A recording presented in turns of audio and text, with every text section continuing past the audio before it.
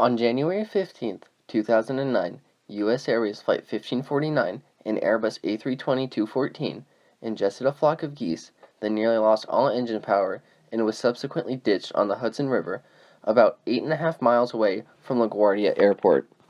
At the time of the accident, the flight was en route to Charlotte Douglas International Airport, Charlotte, North Carolina, and had departed LGA about 2 minutes before the in-flight event occurred.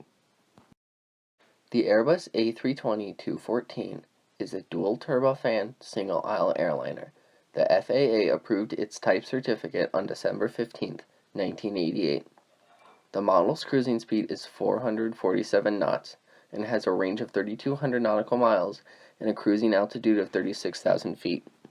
The manufacturing process of the accident aircraft was ready for flight by June 15, 1999. The Airbus A320 family is a set of fly-by-wire airplanes. This means that the inputs of the flight controls are converted to electrical signals, which are interpreted by the flight control computers. These computers then send electrical signals to the hydraulic actuators that affect flight control surfaces on the airplane.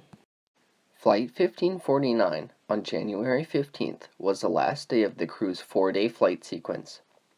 At approximately 15:27 Eastern Standard Time, Captain Chelsea B. Sullenberger and First Officer Jeffrey B. Skiles noticed a flock of Canada geese coming into view.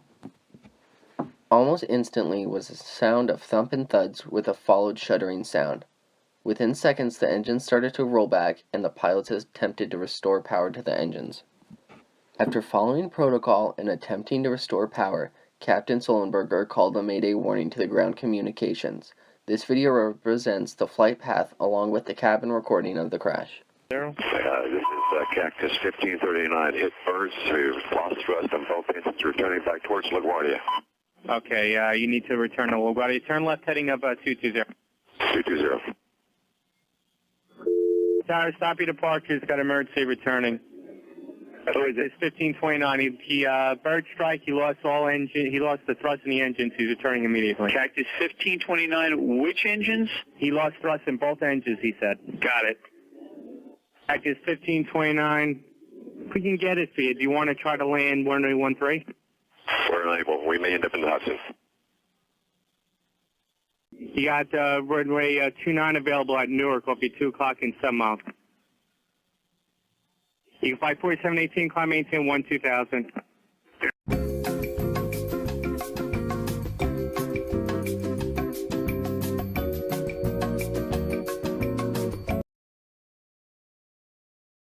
Upon further review, the NTSB determined that the likely cause of this accident was ingestion of birds into both engines.